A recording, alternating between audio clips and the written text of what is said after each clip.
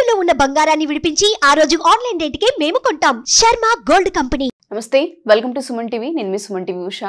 2025 సంవత్సరానికి సంబంధించి ప్రతి ఒక్కరు జాతకరీత్యా మాకు ఏ విధంగా ఉండబోతుంది, దాంతోపాటు ఏ విషయాలలో మాకు కలిసి వచ్చే అంశాలు ఉన్నాయి, మేము వ్యాపార రీత్యా ముందుకు వెళ్ళొచ్చా, దాంతోపాటు వివాహానికి సంబంధించి, సంతానానికి సంబంధించి, ఎడ్యుకేషన్కి సంబంధించి, కొంతమంది విదేశాలకు వెళ్ళాలనుకుంటూ ఉంటారు. మాకు ఈ సంవత్సరం ఆ అవకాశం ఉందని కూడా అడుగుతూ ఉంటుంటారు. సో ఓవరాల్గా ఏ యాంగిల్లో కనుక మనం చూసుకున్నా, నక్షత్రాల వారీగా కనుక మనం గమనిస్తే 2025 సంవత్సరానికి సంబంధించి ఏ విధంగా ఉండబోతుంది, ప్రత్యేకించి ఈ నక్షత్రాల వాళ్ళు ఏ విషయాలలో జాగ్రత్తలు వహించాలో మనతో పాటు ఉమా దేవరకొండ గారు ఉన్నారు. ఆయన అడిగి తెలుసుకుందాం. నమస్తే అండి. నమస్తే అమ్మా. రోహిణి నక్షత్రం వారి కనుక మనం చూసుకుంటే ఓవరాల్గా 2025 సంవత్సరానికి సంబంధించి అసలు ఏ విధంగా ఉండబోతుంది అంటారు? ప్రత్యేకించి అందరూ అడిగేది ఏంటంటే సంతానానికి సంబంధించి అడుగుతుంటుంటారు, మా పిల్లలకి ఏ విధంగా ఉండబోతుంది అండ్ దాంతోపాటు ఏ విషయాలలో జాగ్రత్తలు వహించాలి, వ్యాపారంలో పెట్టుబడులు మేము పెట్టవచ్చు, మాకు ఏ వ్యాపారం కలిసి వస్తుంది అని. సో వీటికి సంబంధించి మనం ఏం చెప్పొచ్చు అంటారు? ఇక్కడ రోహిణి నక్షత్రము 2025 మనం రెండు అంశాలు తీసుకుంటే 2025లో సంవత్సరం మారబోతోంది. మనం 2025 కింద మాట్లాడుతున్నాము, కానీ విశ్వావసు సంవత్సరము మార్చి తర్వాత వస్తుంది మనకి. అయితే ముందుగా రోహిణి నక్షత్రం అంటే ఏంటి, వాళ్ళకి ఎలాంటి వృత్తులు సూట్ అవుతాయి, వాళ్ళకి సంబంధించిన వృత్తుల్లో వాళ్ళు ఉన్నట్లయితే తప్పకుండా సక్సెస్ అవుతారు. అలాంటి వృత్తులు వాళ్ళు లేనప్పుడు ఎలాంటి ఇబ్బందులు ఉంటాయి, అది ముఖ్యంగా 2025లో ఎలా ఉంటాయని చూద్దాం.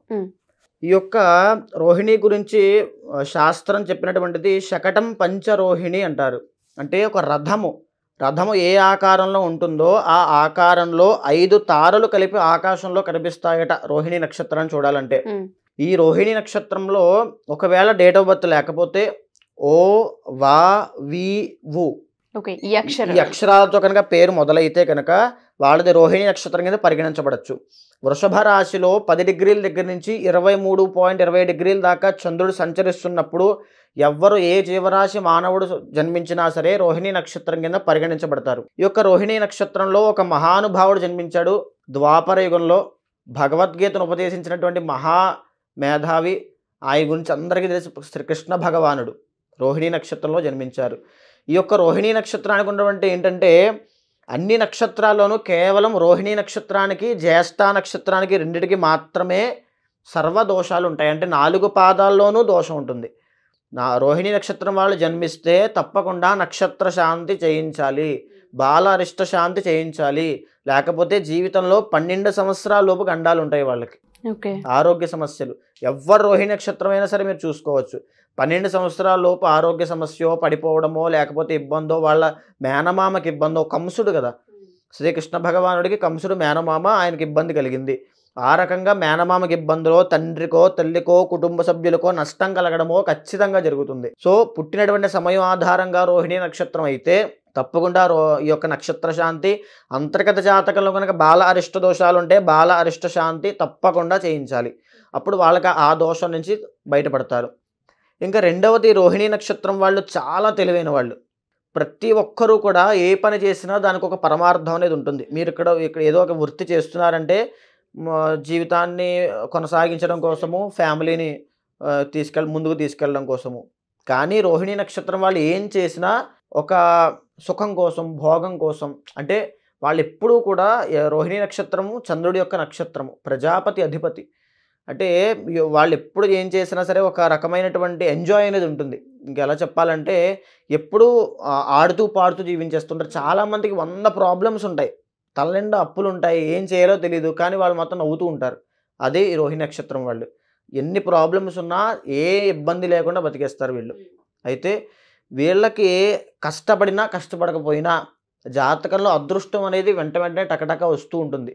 జాతకంలో అంతర్గతంలో కాదు, యూనివర్సల్గా గోచారపరంగా కార్లు, బంగళాలు, గొప్ప గొప్ప స్థాయికి వెళ్ళ పరిచయాలు, తర్వాత ఆడవాళ్లతో సాంగత్యము రోహిణి నక్షత్రం కాబట్టి, తర్వాత కొత్త కొత్త బట్టలు, అంటే వేసిన బట్టలు వేసుకోకుండా వేసుకుంటారు, కట్టిన బట్ట కట్టకుండా కడుతూ ఉంటారు రోహిణి నక్షత్రం వాళ్ళు. అంతర్గత జాతకంలో చంద్రుడు చాలా బాగుంటే యోగం పడుతుంది వాళ్ళకి. తర్వాత పెద్ద పెద్ద విలాసవంతమైన ఇళ్ళు, వస్తువులు, కార్లు, ఈ వాహనాలు అన్నీ అనుభవించడము, ఈ రకంగా ఉంటుంది. అయితే రోహిణి నక్షత్రం వాళ్ళు వృత్తిరీత్యా డబ్బుకు సంబంధించి, ఇప్పుడు నేను చెప్పినటువంటి విలాస వస్తువులకు సంబంధించిన వ్యాపారాలు, బ్యాంక్ మేనేజర్గా ట్రై చేయడము. ఎవరైనా సరే మీది రోహిణి నక్షత్రం, మీకు జాబ్ రావట్లేదని బాధపడుతూ ఏ ఫీల్డ్లోకి వెళ్ళాలి అనుకుంటే ముఖ్యంగా అంతర్గత జాతకం చూసిన తరువాతనే నిర్ణయించుకోవాలి. కానీ రోహిణీ నక్షత్రానికి బ్యాంకుకి సంబంధించిన విషయాల్లో, వాటికి సంబంధించిన జాబ్ విషయంలో చాలా బాగా సక్సెస్ అవుతారు.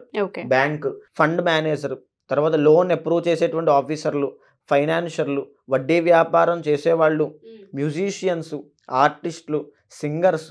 తర్వాత ఇంకా రోహిణీ నక్షత్రానికి వచ్చేసి టెక్స్టైల్ బిజినెస్ అండి, అంటే బట్టల వ్యాపారం, కాస్ట్లీ బట్టల వ్యాపారం, గార్మెంట్స్, తర్వాత కన్స్ట్రక్షన్ ఫీల్డ్, తర్వాత వచ్చేసి అగ్రికల్చర్ అండి.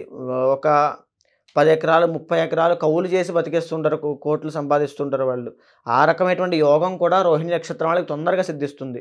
వీళ్ళు ఏ చిన్న ప్రయత్నం చేసినా వెంటనే అదృష్టం కలిసి వస్తూ ఉంటుంది రోహిణీ నక్షత్రం వాళ్ళకి. వ్యాపార పరంగా చూసుకున్నట్లయితే వైన్ షాప్స్, మద్యం వ్యాపారము, రెస్టారెంట్స్, బార్స్, ఇవన్నీ కూడా చంద్రుడికి, లిక్విడ్స్, ఆక్వా, లేకపోతే cool drinks, ice creams, dairy products, పశువులకు సంబంధించినవన్నీ కూడా పాలు, పాల వ్యాపారము, పెరుగు సంబంధించిన ప్రతిదీ కూడా వీళ్ళకి బ్రహ్మాండంగా కలిసి వస్తాయి.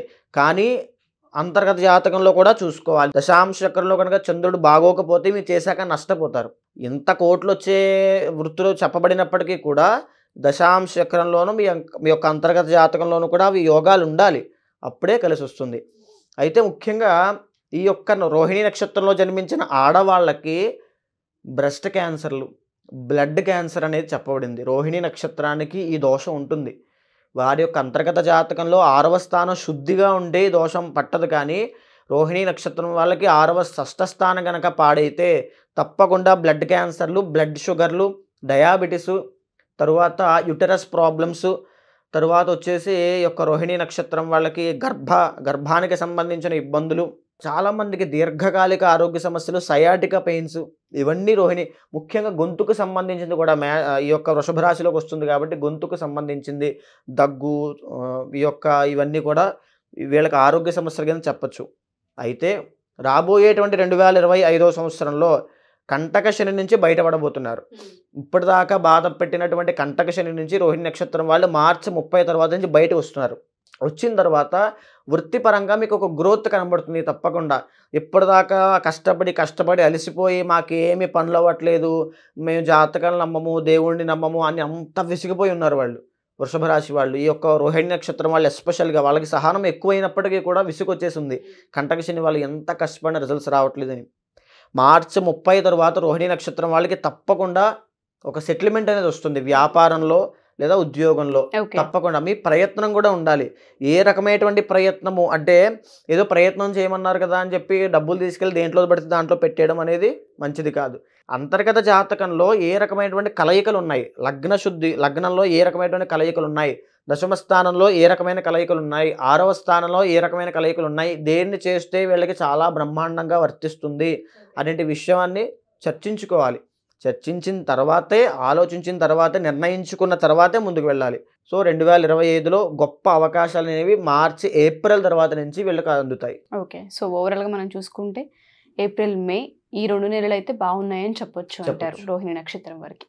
థ్యాంక్ యూ అండి, థ్యాంక్ యూ సో మచ్. నమస్తే. సో ఎవరైనా సరే మా ఈ వీడియో కనుక చూస్తూ ఉంటే, మీరు కనుక నక్షత్రాలు కనుక వీడియోస్ చూస్తుంటే మీకు అర్థమవుతూ ఉంటుంది కొంతవరకు 50% ఏ విధంగా ఉంటుంది ఈ నక్షత్రాల వాళ్ళకని ఉమాదేవరకొండ గారు మీకు ఎక్స్ప్లెయిన్ చేశారు. అండ్ అంతర్గత జాతకం మీద మిగతా డిపెండ్ అయి ఉంటుంది. ఎవరైనా సరే మా ఈ వీడియోస్ చూసిన తర్వాత మీరు ఒకసారి కన్సల్ట్ అవ్వాలి అనుకున్నా, అపాయింట్మెంట్ తీసుకోవాలి అనుకున్నా, నూతన సంవత్సరానికి సంబంధించి వ్యాపారాన్ని మొదలు పెట్టాలి అనుకుంటున్నాము, లేదంటే ఉద్యోగంలో మారాలి అనుకుంటున్నాము, లేదంటే ట్రాన్స్ఫర్ ఉంది మాకు అని మాట్లాడుతూ ఉంటుంటారు. ఇవన్నీ కలిసి వచ్చే అంశాలా కాదా, మాకు ఏ విధంగా ముందుకు వెళ్తే మంచిది, ఆర్థికంగా మేము బలపడతామా లేదన్న వాటిపైన మీకు కనుక వివరణ కావాలి అనుకుంటే కింద స్క్రోల్ అవుతున్న కాంటాక్ట్ నెంబర్ని కాంటాక్ట్ చేయొచ్చు. Thank you.